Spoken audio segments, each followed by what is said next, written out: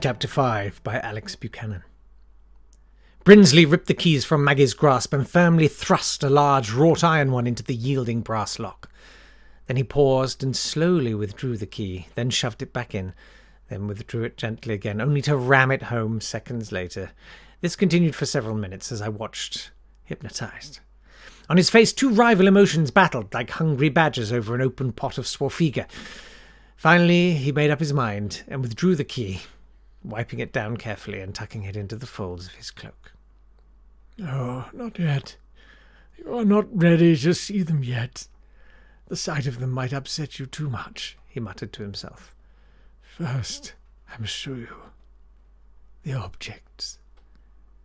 "The objects," I whispered, my mouth drier than a woman's undercarriage in the presence of Toby Young.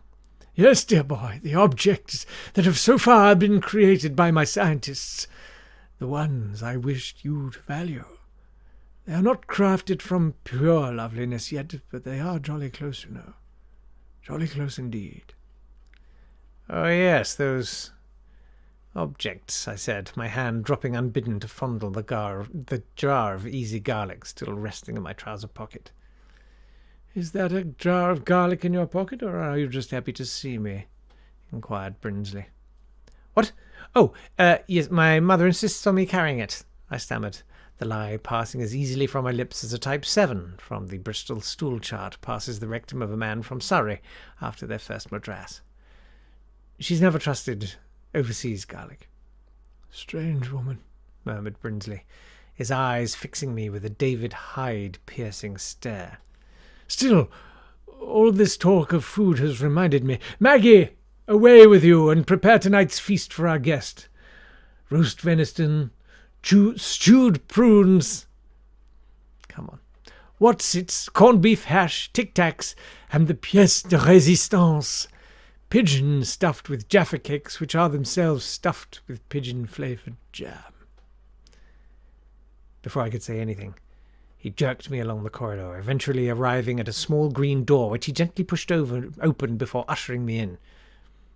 Inside was a cavernous room, lit by nothing but several burning, spluttering wooden torches and a row of fluorescent strip lighting. The room was empty, except for 3 glass chambers, each one filled with, well, them. "What do you think, my boy?" smirked Brinsley. "Are they not magnificent? If I were to display these in the finest store in the centre of Oxford Street right now, what would I get for that one?" "Oh, at least 6,000, I stammered. "And this one?" "At least 12,000. "And this one?" 10 years in prison." Brinsley scowled at this, and seeming to lose control for a second, he whirled towards me, his eyes glowing red, his nose glowing purple, and his mouth opening wide to reveal